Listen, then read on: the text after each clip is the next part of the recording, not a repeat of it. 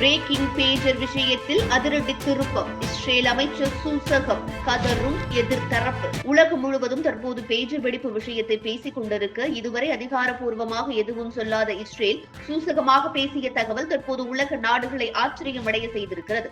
இதுகுறித்து ஸ்ரீதர் சுப்பிரமணியம் எழுதிய பதிவில், லெபனானைச் சேர்ந்த தீவிரவாத இயக்கம் ஹிஸ்புல்லா, இவர்கள் இஸ்ரேலின் பரம விரோதிகள். இந்த இயக்கத்தின் உறுப்பினர்கள் கடந்த 2 நாட்களாக எதிர்பாராத விதமாக தாக்குதல்களை எதிர்கொண்டு வருகின்றனர்.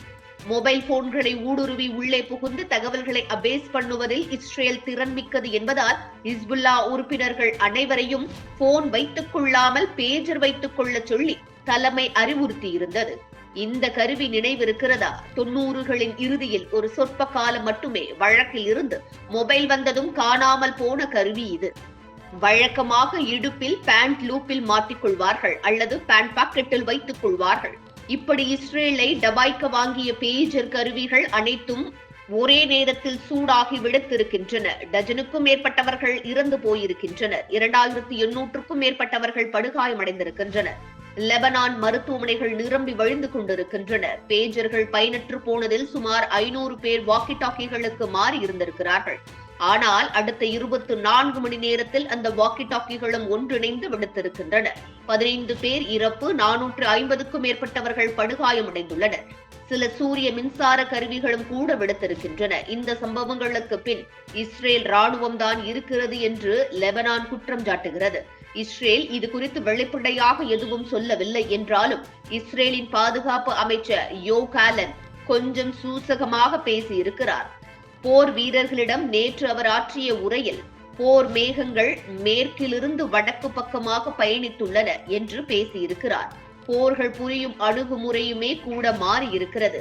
அதன் ரிசல்ட் ரொம்பவே வியப்புக்குரியதாக இருக்கிறது என்றும் குறிப்பிட்டிருக்கிறார். மிகச்சிறிய நாடாக இருந்து கொண்டு இஸ்ரேல் நடத்தும் அட்டகாசம் நிஜமாகவே வியப்பை தருகிறது. அந்த பேஜர்கள் எப்படி வெடித்திருக்க முடியும் என்று விவாதங்கள் தொடங்கி இருக்கின்றன.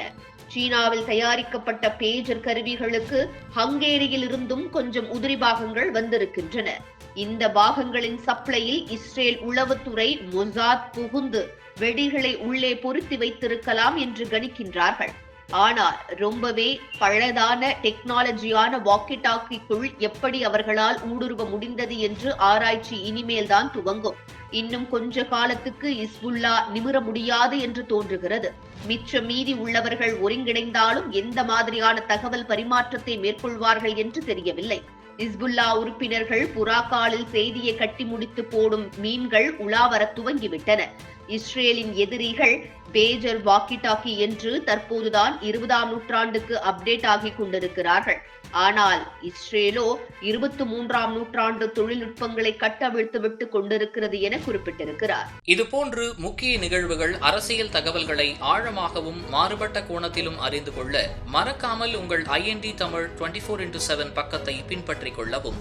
உங்கள் ஒவ்வொரு ஆதரவும் இதுபோன்று பல நிகழ்வுகளின் பின்னணியை அறிய உதவும்.